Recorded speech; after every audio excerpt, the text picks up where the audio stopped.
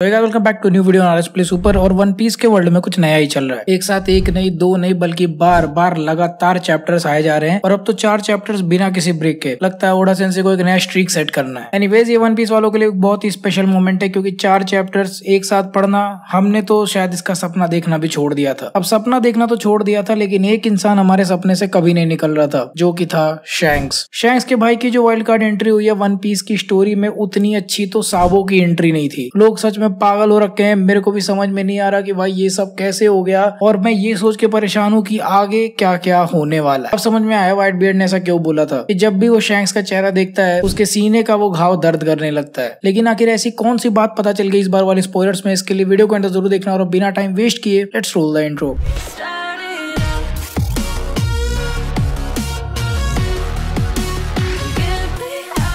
Chapter number 1138 इस chapter का title है सीक्रेट टेक्स्ट, जहां पर मैं उम्मीद कर रहा हूं कि पक्का हमें इस चैप्टर में कुछ तो एंशिएंट हिस्ट्री के बारे में पता चलने वाला है। स्पॉयलर्स में भी बताया गया है, बट और ज्यादा डिटेल में हम एक्सपेक्ट कर सकते हैं। सो अगर कवर स्टोरी की बात करें तो जैसा कि मैंने तुम्हें बताया था कि कैसल देख के बिल्कुल हुजू जैसा लग रहा था, तो एक्चुअली में इस कैसल के अंदर हुजू ही छुपा हुआ है। अब देखो, हुजू काइडो के टीम में एक थोड़ा सा विचित्र कैरेक्टर है, क्योंकि वो एक एक्स मरीन रह चुका है। सो उसका पूरा का पूरा प्लान क्या है यहाँ पर वाहनों में रुकने का और एक सीक्रेट बेस बनाने का, ये चीज मुझे हजम नहीं हो रही है। और अगर हुजू की स्पेसिफिकली बात करें तो उसका काइडो से बहुत अच्छे रिलेशंस नहीं है, तो आई डोंट नो कि काइडो यहाँ पर हो सकता है या नहीं, but I am really hoping कि भाई यार कुछ तो एक क्लोजर चाहिए वानों के एंडिंग का। एनीवे चैप्टर स्टार्ट होता है और पहले ही कुछ पैनल्स में हमें ये चीज क्लियर कर दिया जाएगा कि शैमरॉक और शैंक्स भाई हैं। और जैसा कि तुम लोग जानते हो, हर घर में छोटा भाई होता है जो सबसे ज्यादा कांड करता है, तो शैंक्स भी यहाँ पर फिगारलैंड शैमरॉक का छोटा भाई है, यानी कि गार्लिंग का छोटा बेटा। अब पता नहीं क्यों, बट किसी रीजन से शैमरॉक ने कोई डेविल फ्रूट नहीं खाया हुआ है, लेकिन उसका जो स्वॉर्ड है उसने एक सेरिब्रस डेविल फ्रूट खाया हुआ है। अभी सेरिब्रस वो वाला क्रीचर होता है जिसके बहुत सारे मुंह होते हैं। तुमने हैरी पॉटर में देखा होगा, पहले पार्ट में एक 3 मुंह वाला कुत्ता होता है। एंड इनफैक्ट वन पीस के भी जो ज़ॉम्बी वाला आर्क था जिसमें गेको मोरिया था, उसमें भी एक 3 मुंह वाला कुत्ता था, उसको वो लोग सेरिब्रस बुलाते थे। और अपने इसी स्वॉर्ड का यूज करके वो लोकी के ऊपर अटैक कर देता है। अब सीन चेंज होता है और हम पहुंचते हैं वहां पर जहां पर इस समय लूफी है, यानी कि कैसल में। तो कैसल के जो गार्ड्स हैं नीचे पड़े हुए हैं, वो लोग उठते हैं और वो लूफी को बोलते हैं कि शैंक्स है वो बंदा जिसने इनके ऊपर अटैक किया है।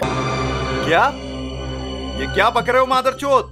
और लूफी के लिए तो मानो इंडियन टीवी सीरियल वाला हिसाब हो गया, क्योंकि वो ये बात मान ही नहीं सकता कि शैंक्स किसी के ऊपर अटैक करेगा, वो भी बिना वजह के। इसके बाद हम देखते हैं कि एक आदमी जो कि टोपी पहना हुआ है वो कैसल की तरफ आगे बढ़ रहा है, और जब भी टोपी पहना हुआ आदमी आ जाता है यार वन पीस के वर्ल्ड में, समझ लो कुछ ना कुछ मैटर होने वाला है। अब इस आदमी को हमने पहले देखा है, बट आई डोंट नो हमने एनिमे में देखा यानी मुझे याद नहीं है। बट एक कवर पेज में ये बंदा क्रोकस के साथ था। क्रोकस अगर तुम्हें नहीं याद है तो जो उस बड़ी सी वेल का ख्याल रख रहा था ना रेड लाइन के पार, जब लूफी एंट्री लिया था, उस बंदे के साथ ये बंदा दारू पी रहा था एक टाइम। वो वाला कवर पेज में अभी स्क्रीन पर लगा दूंगा तो तुम ये देख सकते हो। बाकी चैप्टर में इसके बारे में डिटेल में बात करेंगे। और इसके बाद शब्दों का खेल कुछ ऐसा होता है कि जैसे ही लूफी बोलता है कि शैंक्स रॉजर की फैमिली का पार्ट है और शैंक्स की फैमिली मतलब रॉजर की फैमिली, ठीक उसी समय ये बंदा अपीयर होता है। तो यहाँ से स्पेकुलेशन ये लगाया जा रहा है कि ये बंदा रॉजर पायरेट्स में से हो सकता है। इसके बाद फ्रैंकी और राइपली, वो जो लड़की थी जिसके दूध के ऊपर लूफी कूद रहा था, ये दोनों इस समय एडम ट्री के अंदर है। और यहाँ पे एक बहुत ही एंशिएंट ड्राइंग है जो कि वॉइड सेंचुरी के दौरान बनाई गई थी, तो ये लोग इस समय उसे ही निहार रहे हैं। इसके बाद हमें रॉबिन का सीन दिखाया जाता है, जहाँ पर रॉबिन एक बुक को ट्रांसलेट कर रही होती है, सोल को बता रही होती है कि इसमें क्या लिखा हुआ है। और इस बुक के अकॉर्डिंग आज से पहले यानी कि एंशिएंट टाइम में 2 बड़े बड़े वॉर्स हो चुके हैं, और इस बुक में जो तीसरा वॉर आने वाला है उसके बारे में बात हो रही है। और इसी के साथ चैप्टर नंबर 1138 खत्म हो जाता है। अब बात करें इस साल के सबसे बड़े माइक ड्रॉप मूवमेंट की, तो वो था ओडा सेंसे का रिवील करना कि शैंक्स छोटा भाई है और उसका बड़ा भाई शैमरॉक है। बट यहाँ पर सोचने वाली बात यही है कि क्या शैंक्स के बारे में वर्ल्ड गवर्नमेंट को पता नहीं चला? 40 साल से वो बंदा एक्टिव पायरेट है यार, मतलब पैदा हुआ था उसके बाद वो डायरेक्ट पायरेट ही बन गया। लेकिन जहां तक मुझे लगता है, क्योंकि फिगारलैंड फैमिली एक बहुत ही चूतिया जातिवाद करने वाली फैमिली है, ऑब्वियसली सेलेस्टियल ड्रैगन्स है, तो उनके लिए तो ये चीज नॉर्मल है। तो जैसे ही शैंक्स रॉजर के साथ रहने लगा होगा, गार्लिक को कोई फर्क नहीं पड़ता कि वो उसका खुद का बेटा है, उसके लिए वो नीची है और उसे मर जाना चाहिए। लेकिन अब क्योंकि इसका बड़ा लौंडा शैंक्स का चेहरा लेके घूम रहा है और बड़े बड़े कांड कर रहा है दुनिया में, तो ये अब सोचने वाली बात बन गई है कि शैंक्स का नाम हर जगह लगेगा जहां पर भी वो चूतिया पे करेगा। जैसे कि अभी इस टाइम पर जायंट्स को पूरा यकीन हो चुका है कि शैंक्स ने उनके ऊपर अटैक किया है। हम मुझे तो ये अजीब लग रहा है कि कहीं लूफी उससे मिलते ही शैमरॉक को अपना हैट ना दे दे। लेकिन ये सीन मैं सच बता रहा हूँ बहुत इंटरेस्टिंग, मतलब एक बहुत ही प्यारा बढ़िया सा सीन निकल के आएगा जब लूफी शैमरॉक के सामने आएगा, क्योंकि वो पूरा जो प्लॉट है ना, मतलब वो पूरा जो सेटअप होगा वो एकदम मजा आ जाएगा भाई बिल्डअप देख के।